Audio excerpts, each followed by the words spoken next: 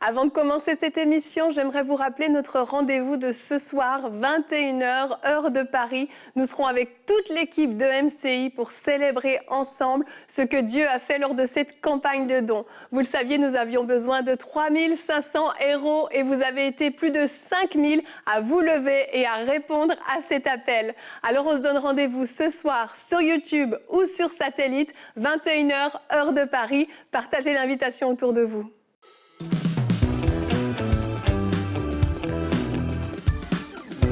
Bonjour à tous et bienvenue sur le plateau de Bonjour chez vous. Comment annoncer l'évangile avec créativité? C'est le thème que nous allons aborder aujourd'hui avec Frank et Michael. Hello messieurs. Coucou Evelyne. Coucou. Les gens doivent se dire, ça fait 2 semaines, on voit les mêmes visages. Il en manque. Où est le reste de l'équipe? Ils sont déçus? Ils reviennent. Non, ils ne sont pas déçus. Non, mais ils reviennent. Annabelle et Aurélie reviennent dès la semaine prochaine. Vous allez les retrouver. Je précisais quand même, pas qu'on croit qu'on s'est séparés d'elles pour la nouvelle version de Bonjour chez vous. Absolument pas. Elles seront de retour avec nous la semaine prochaine. Et aujourd'hui, on parle d'annoncer l'évangile avec créativité. Et c'est tout un thème quand même, mais je pense que ça colle bien à MCI TV parce que dans le sens créatif, je pense qu'on l'est quand même relativement. On peut l'être encore plus. En tout cas, que tu aimerais l'être plus. On l'a beaucoup été. On l'a beaucoup été. On l'est toujours, mais on l'a beaucoup été. Ouais, tu aimerais être plus créatif, je n'en doute pas. Je n'en doute pas. Tu as plein d'idées dans ta tête, je n'en doute pas. Et Frank, aujourd'hui, tu vas répondre à une question dans la rubrique Pasteur. En effet. Une question de Roger du Canada. Tu as souvent des questions de Canadiens. Je pense que Nadine aime bien te les attribuer. Roger. Nadine aime bien te les attribuer. Le message de l'évangile doit-il être adapté à notre société actuelle? C'est bonne question et je vais y répondre tout à l'heure, Evelyne. Formidable. Je suis prêt pour la pensée du jour. Ah non, tu fais pas de pensée du jour. Non, je sais, mais lui. Ah, ok, t'es prêt pour qu'on commence? Mais avant ça, je veux juste vous dire que Nadine viendra nous rejoindre pour terminer cette émission pour une rubrique culture et médias. Elle va nous parler d'événementiel. Et c'est un jeu de mots, mais je n'en dis pas plus. Vous découvrirez tout ça en fin d'émission. Chérie, on va commencer avec toi dans la pensée du jour.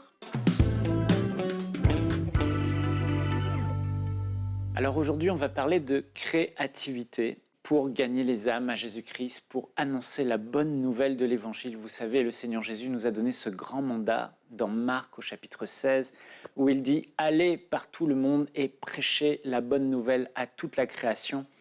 Et je me souviens, lorsque j'étais étudiant, ça remonte à 2003, 2004, j'étais là dans ma chambre et mon cœur brûlait tellement pour les âmes, pour l'évangile. Je voulais sauver les âmes à tout prix. Je pensais à ce grand mandat que Jésus nous avait donné et je priais. Vous savez, comme Jérémie le dit, le prophète Jérémie, « Invoque-moi et je te répondrai.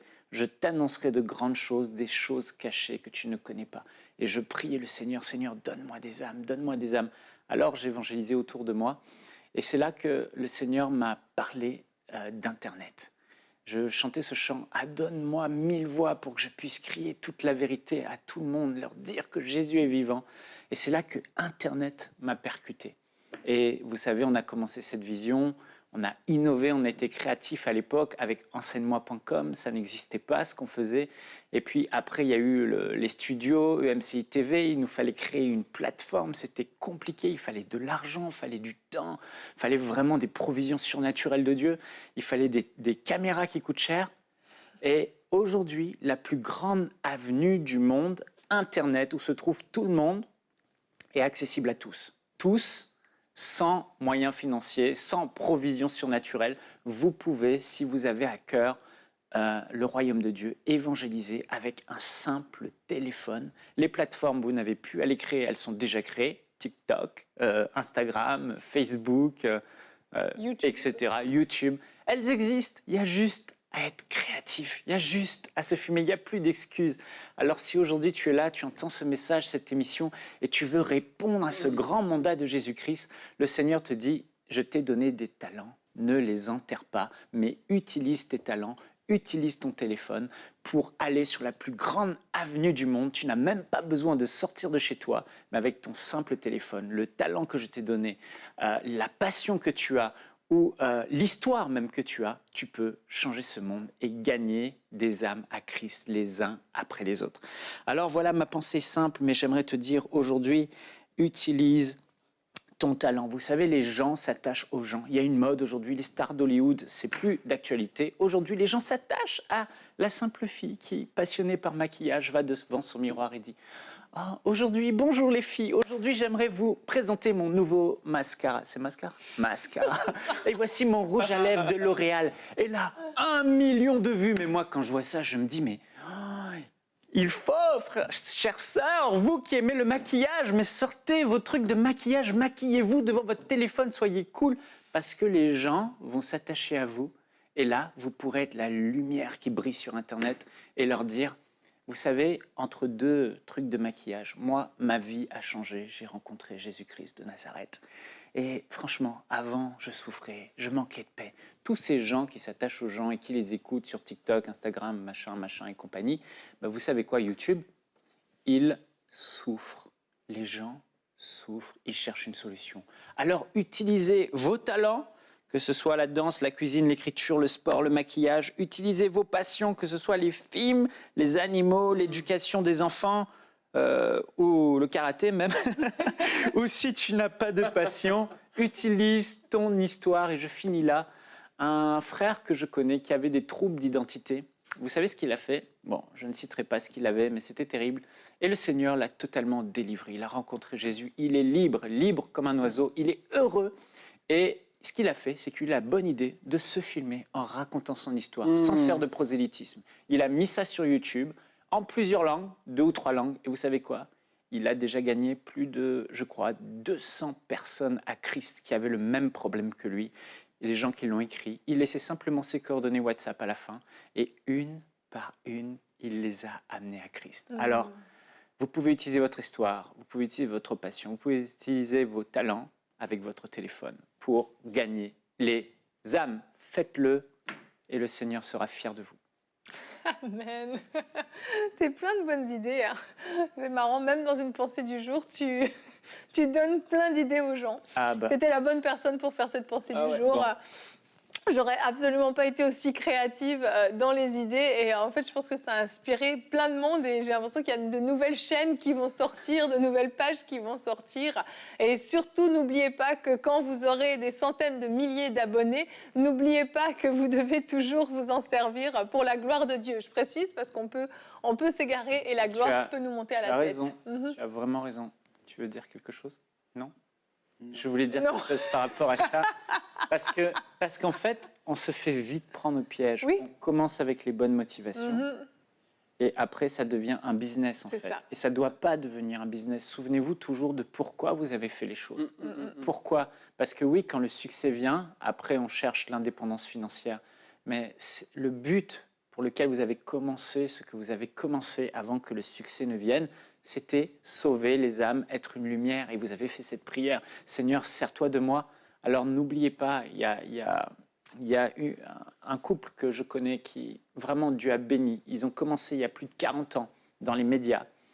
Et ils voulaient sauver les âmes à travers les médias. C'était les premières caméras et tout ça, c'était super. Ils ont démarré, c'est devenu un très très gros groupe médiatique. 40 ans plus tard, ils disent, on a erré dans le désert, on a pris des détours. Et c'est seulement aujourd'hui que vraiment ils sont à fond pour l'évangile et ils ont perdu beaucoup de temps. Restez focus et n'oubliez pas ce pourquoi vous avez commencé. Votre cible, c'est les perdus. Gagner les âmes. Exactement. Et puis on parle de créativité et il ne faut pas oublier qu'en fait, il faut aller chercher les gens là où ils sont.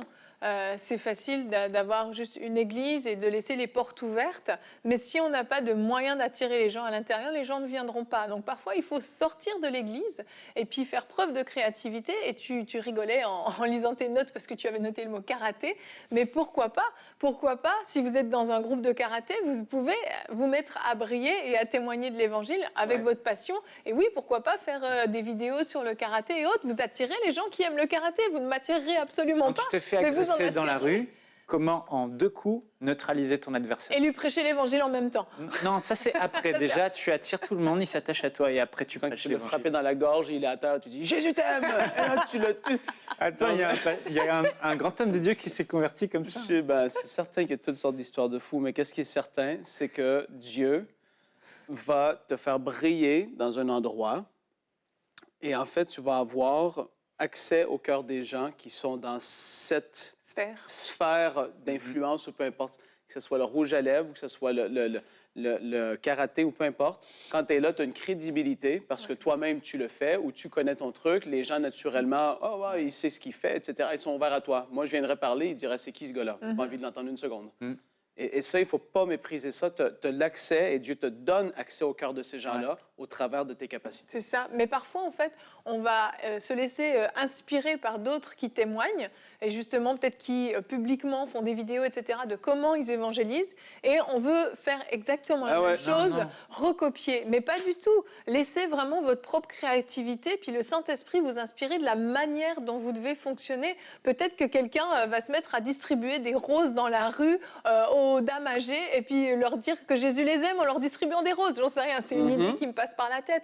Mais je veux dire, il y a des manières différentes parce que si on reste toujours dans le même couloir, on va attirer les mêmes personnes. Mais tous ceux qui sont à droite et à gauche, on les oublie. Et si Dieu nous a donné des talents différents, des personnalités différentes, des passions différentes, des choses qu'on aime différentes, bah c'est pour qu'on puisse rejoindre différents types de personnes. Vas-y. Ouais, on doit être c'est la pensée qui me vient. On doit aujourd'hui faire preuve de créativité, c'est être intelligent. La Bible dit « le sage s'empare des âmes ». Et on peut être comme un cheval de Troie. Les gens s'attachent à nous, ils ne savent pas tout de suite d'emblée notre arrière-plan, mais gentiment, on les amène à Christ. Gentiment, ils découvrent qu'on est chrétien. Gentiment, ils découvrent que oui, Jésus-Christ est le centre de notre vie. Et en fait, ils vont être gagnés. Et puis, il faut les accompagner. Mais je crois qu'il y a quelque chose que le Seigneur, il est un peu fatigué, c'est qu'il a mis des talents dans nos vies, des dons, même la finance. On peut faire tellement de choses avec les finances. Et en fait, les chrétiens ont la mauvaise cible. C'est-à-dire que la cible des chrétiens qui se mettent sur les médias, c'est les chrétiens. C'est ça le problème. Le fait d'avoir notre jargon chrétien va faire fuir les autres. Mais si notre cible, c'est les inconvertis, on va parler un langage sans notre jargon et on va pouvoir être des témoins fidèles de Jésus-Christ et cibler les inconvertis. Parce que si dans votre tête, vous dites déjà, OK, moi, ce que je veux, ce n'est pas les chrétiens, ça va changer tout votre système de pensée. Vous dites, moi, je veux atteindre les inconvertis. Je vais parler grec avec les Grecs.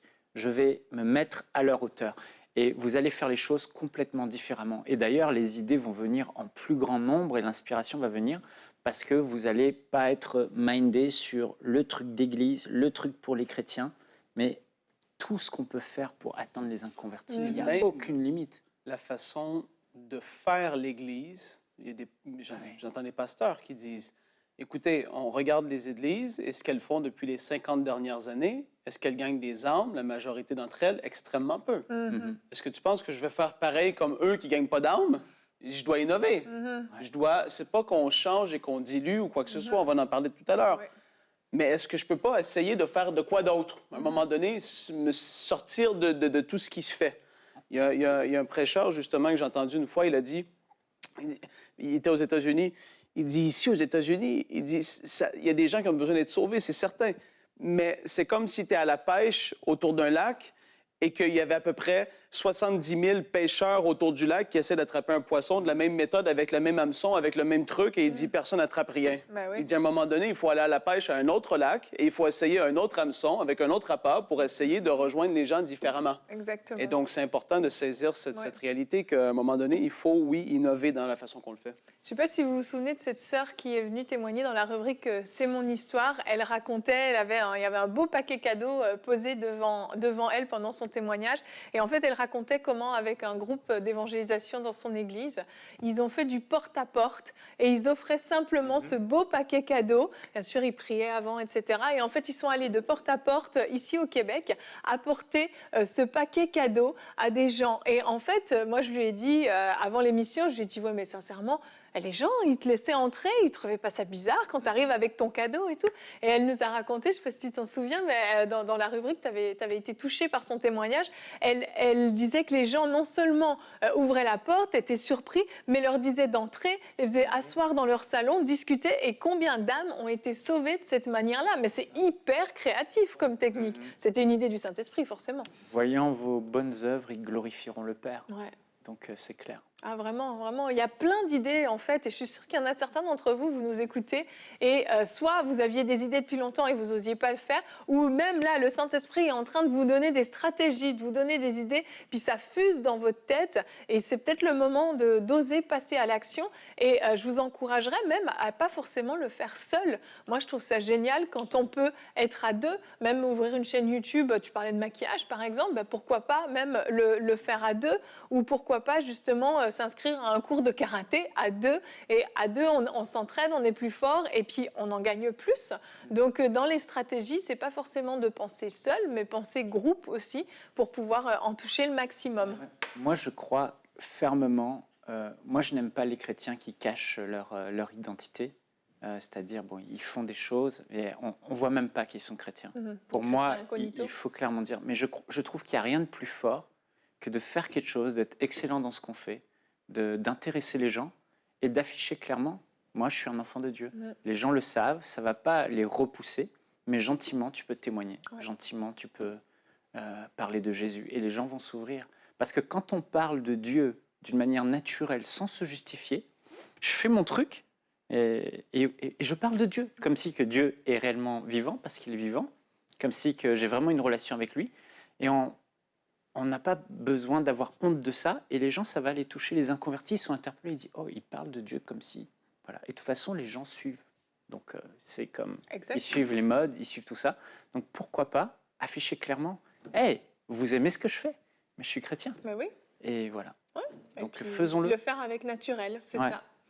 Et on va regarder, avant de passer à ta rubrique, Frank, notre verset du jour qui est dans Marc 1 au verset 38. Jésus donc dit « Allons ailleurs », leur répondit Jésus, « dans les villages voisins. Il faut que j'y apporte aussi mon message, car c'est pour cela que je suis venu. » Et ce message, c'était un message que Jésus prêchait de ville en ville, de village en village. Et je pense que peut-être, oui, il a fait preuve de créativité dans la façon dont il l'apportait, mais c'était un message unique qu'il apportait. Et ça nous amène, Frank, à cette fameuse question de Roger, pour le prononcer pour te faire plaisir, du Canada, qui a demandé le message de l'Évangile doit-il être adapté à notre société actuelle ? Sous-entendu, c'est ça, est-ce qu'on modifie le message en fait? Oui, voilà, Roger. Tout de suite, on va regarder quelques versets ensemble. On va commencer dans Acte 10, verset 42. Et là, c'est les apôtres qui prêchaient.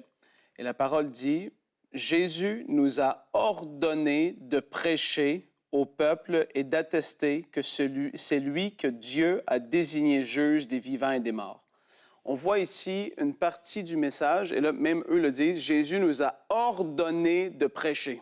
C'est-à-dire, voici ce que vous devez dire. Vous devez prêcher et dire ceci, que c'est Jésus qui a été désigné juge des vivants et des morts. Le message ne doit jamais être dilué ni changé. Le message de l'Évangile, c'est quoi? Jésus. Ça revient à lui et ce qu'il a fait pour nous à la croix. Toute la Bible pointe vers ça. Et quand que le message est dilué ou quand le message est adapté pour ne pas frotter les gens puis être un peu désagréable et avoir l'air dans une secte ou dans une religion qui est trop si... Ça ne le fait pas. Imaginez-vous si Jésus, lorsqu'il était venu sur la terre, aurait annoncé un message qui aurait plu aux oreilles des hommes. Mais sa venue aurait servi à rien. Il devait venir ici et il savait qu'il allait déranger en disant ce qu'il allait dire. 1 Corinthiens, chapitre 15, et les versets 1 à 3, c'est l'apôtre Paul qui parle. Il dit, « Je vous rappelle, frères et sœurs, l'Évangile que je vous ai annoncé, que vous avez reçu et dans lequel vous vous tenez ferme. Donc là, il dit, je vous rappelle l'Évangile que je vous ai annoncé. Au verset 3, je vous ai transmis avant tout le message que j'avais moi aussi reçu. Christ est mort pour nos péchés, conformément aux Écritures, et il a été enseveli et il est ressuscité le 3e jour, conformément aux Écritures. Paul a dit, le message et l'Évangile que je vous ai annoncé, c'est ça. Christ est mort, il a été enseveli et il est ressuscité aujourd'hui. C'est le message de l'Évangile. C'est glorieux. C'est extraordinaire et ce message ne doit jamais être changé. Dans Marc 16, le verset 15, Jésus a dit, puis il leur dit, allez par tout le monde et prêchez la bonne nouvelle à toute la création. La bonne nouvelle, c'est quoi? C'est qu'il y a un sauveur pour ceux qui sont perdus et son nom, c'est Jésus. Amen. C'est pour ça que quand on parle de Dieu, souvent ça passe, mais quand on embarque dans Jésus, c'est autre chose. Maintenant, le message ne doit pas être déformé. Et comme je l'ai dit, le message va choquer et énerver, tout comme il l'a fait autrefois et dans le temps de Jésus. Ça va arriver. Il y en a qui vont être pas d'accord, il y en a qui vont détester le message, il y en a qui vont être farouchement contre et s'opposer au message jusqu'à ce que Jésus revienne. Et même après, il y en a qui vont être encore contre le message. Donc, il ne faut pas se choquer si des gens sont énervés, ne nous aiment pas ou quoi que ce soit. Ça va arriver. Le message va être controversé aussi. Surtout aujourd'hui, le monde voudra de plus en plus censurer le message de la parole de Dieu parce qu'il dit que les hommes ont péché et sont pécheurs dans ce qu'ils pratiquent et que ce n'est pas bien face à Dieu. Les hommes n'aiment pas se faire dire que ce qu'ils font est mal. Et de plus en plus, ça va vouloir être censuré. Écoutez-moi, ça va arriver. Le message de la parole de Dieu, et j'ai hâte de voir, mais où tout s'aligne pour qu'il y ait même des portions de la parole qui soient censurées dans les années qui s'en viennent devant nous.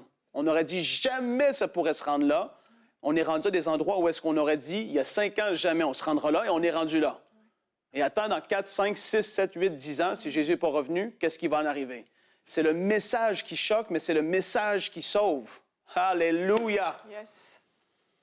Est-ce qu'on doit se taire? Non, mais le message peut être apporté sur différents angles. Le message peut être apporté, l'amour de Dieu pour toi. La grâce de Dieu est là pour t'aider dans ta vie à sortir de cette chose qui te tient captif. Dieu t'aime tellement et il veut sauver toi et ta famille. Il y a de l'espoir pour toi. Il y a un jugement qui est à venir et Jésus lui-même va être le juge des morts et des vivants. Tu vois, c'est toutes sortes de différents angles avec lesquels tu peux annoncer le message de l'Évangile sans juste dire « Tu es pécheur, repens-toi ». La vérité, c'est vrai. Tout homme ont péché, sont privés de la gloire de Dieu. Mais comment tu le dis? Tu le dis d'une façon, encore là, c'est guidé par le Saint-Esprit, avec respect, avec tact quand même. Tu respectes les autres, mais toi, ton message, tu sais qu'est-ce qu'il est. Ta foi, tu sais quelle elle est. Ta foi, c'est ma foi, c'est en Jésus-Christ. Et donc voilà, Roger, c'est un peu la réponse que j'ai à vous donner. Le message ne doit pas changer, mais la façon de l'annoncer, on en a parlé tellement dans l'émission, c'est pour ça que je n'en ai pas parlé là. On doit utiliser tous les moyens possibles aujourd'hui. Mais le message demeure le même. Le message va choquer, mais le message va sauver, le message va transformer. Le message demeurera pour toute éternité, parce qu'un jour, tout genou va fléchir devant Jésus et que les gens veulent le croire ou non aujourd'hui, c'est ce qui va arriver. Et tout le monde verront de leurs yeux que Jésus est le roi de gloire. Amen, amen. Soyons créatifs dans la manière dont nous annonçons le message, mais ne changeons pas le message. Le message doit rester le même. Merci Frank, tu nous quittes sur une note super positive. Je vous rappelle, avant que Frank s'en aille, que vous pouvez nous envoyer vos questions pour la rubrique Pasteur, j'ai une question. L'adresse, elle est très simple, pasteur, j'ai une question, @emcitv.com. Vous la connaissez, écrivez-nous, envoyez-nous vos questions et on se fera plaisir d'y répondre. On va enchaîner donc avec Nadine qui va nous rejoindre dans la rubrique Culture et Médias.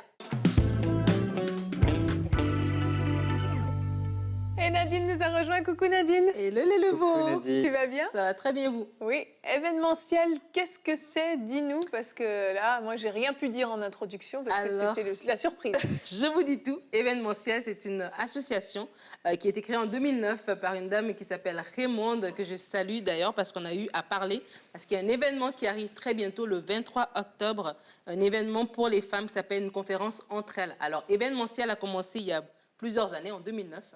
60 femmes qui sont réunies et en 2018, elles étaient 1500 à se réunir pour des conférences de femmes chaque année et c'était au Polydome de Clermont-Ferrand. Et cette année, en 2020. En France. En France, oui. Précise. Voilà, en France.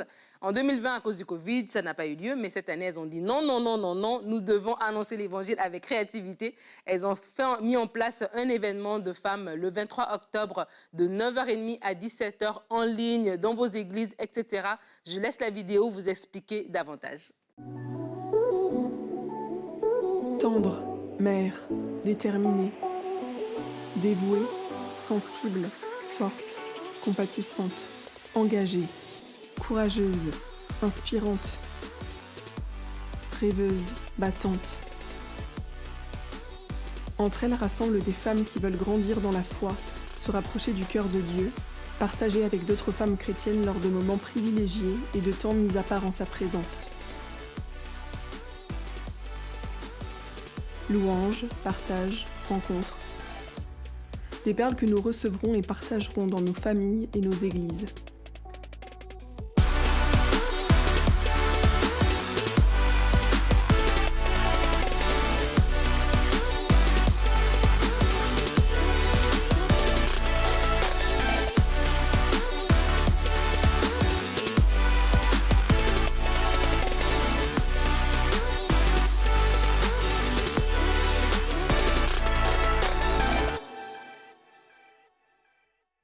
Alors, pour avoir plus d'infos, vous allez sur événementiel.fr. Donc, en gros, je vous explique. Vous allez vous inscrire et en fait, vous pouvez vous inscrire et vous réunir soit chez vous à la maison avec un groupe de femmes ou bien dans des églises partenaires. Il y a 60 églises en ce moment, en date d'aujourd'hui, qui sont inscrites, qui sont partenaires. Et eux, ces églises-là vont accueillir des personnes. Donc, vous êtes un gros groupe. Vous allez vraiment avoir cette expérience de voir les gens autour de vous. Et donc, c'est vraiment hybride comme ça. Et en fait, ce qui est bien, c'est qu'ils ont pu s'associer avec plusieurs églises en France, dans le Dom-Tom et même en Afrique francophone. Donc, si vous nous suivez à partir d'Afrique, vous avez la possibilité aussi de vivre cet événement-là. Allez sur le site pour avoir plus d'infos. Il y aura évidemment un gros programme. En tout cas, ils ont dit un programme qui est riche. Il y aura de la louange, il y aura Stéphanie Rieder, Sarah Marvan, Maria Durso, Andy, Andrew et beaucoup d'autres personnes. En tout cas, il y aura des temps de louange, il y aura un talk show interactif, des temps de prière. Et ce qui est bien, c'est qu'il y aura un chat en live, en fait, au même moment. Donc, vous pourrez poser vos questions et les gens vont pouvoir répondre. Donc, ça va être interactif. J'ai parlé avec Raymond plusieurs fois. Elle me disait qu'elles portaient ça dans leur cœur. Elles ont prié et le Seigneur les a inspirées, cette façon de faire. C'est sûr que ça demande de la logistique, oui, etc. Mais vraiment, on vous encourage à vous inscrire et à vivre quelque chose d'extraordinaire avec Dieu cette journée-là. Très original comme concept et c'est génial dans ces temps encore de post-pandémie, je ne sais pas trop comment on les appelle, bonne idée. Mais ça va permettre quand même qu'on se réunisse parce que bon, en ligne, je pense qu'on a tous une overdose des événements en ligne. Si on n'a pas le choix, on n'a pas le choix, mais je crois qu'on a vraiment besoin de se retrouver aussi. Et là, ce plan hybride, comme tu le dis, est très original. Et en fait, ce qui est bien aussi, c'est que des églises peuvent même s'inscrire. Donc, si moi, je suis une sœur, je regarde, ça m'intéresse, je peux en parler à mon église et mon église peut s'inscrire et ouvrir les locaux à d'autres femmes de la région. C'est très intelligent. Vraiment, bravo. On vous encourage à participer, à en parler, oui, pourquoi pas, à vos pasteurs. Et c'est génial quand on a une conférence, on accueille une conférence chez nous, mais sans toute la logistique de la conférence, il faut dire ce qui est. Hein. C'est quand même très, très pratique. Belle initiative. Bravo au groupe événementiel, à l'organisme événementiel et à Raymond, qu'on salue, que je ne connais pas. Mais on vous salue, Raymond. Salut, Raymond. Beau travail. Ça, c'est créatif. Bon, vous voyez, ça peut vous donner des idées peut-être pour des prochains événements. Et c'est le Saint-Esprit qui les a inspirés apparemment à fonctionner de cette manière-là. Et vous aussi, le Saint-Esprit peut vous inspirer à faire les choses différemment, à ne pas juste recopier bêtement ce qui est fait depuis des années et des années. Vous pouvez être créatifs, vous pouvez être originaux et vous pouvez faire bouger les choses dans votre sphère d'influence. C'est en tout cas ce à quoi on vous encourageait aujourd'hui. Et tu avais quelque chose à dire? Oui, alors que tu dis ça, tu encourages les gens... Il me semblait que je voyais gesticuler de mon côté gauche. À être créatif, j'entends des mais. Il y a des mais. Et je pense que beaucoup de mais seraient effacés et que vous commenceriez à entreprendre si vous enlevez l'idée de dire « il faut que mon projet gagne beaucoup d'âmes ». J'aimerais juste encourager quelqu'un et te dire, même si c'est pour une âme, une seule âme, ou deux ou trois, ça en vaut la peine parce qu'une âme n'a pas de prix et tu peux commencer quelque chose juste pour en gagner, ne serait-ce que quelques-uns à Christ. Et ta joie sera grande, la joie au ciel sera grande. Et après, on verra ce que Dieu fera par la suite et peut-être que d'autres viendront à Christ, mais une à une, il faut gagner les âmes. Amen, amen. Magnifique conclusion. Et on se retrouve demain. Notre thème sera comment réagir face aux fausses accusations. Certains d'entre vous vivez des injustices. Nous allons parler de ce sujet demain et Frank va faire une rubrique flashback un vendredi, me direz-vous? Eh bien oui, dans la nouvelle version de Bonjour chez vous, on fait ce qu'on veut. À demain et je veux vous dire que ce sera la suite du flashback sur les martyrs que Frank avait fait. Donc préparez vos mouchoirs, je pense que ça risque d'être du costaud. Allez, à demain et bonjour chez vous.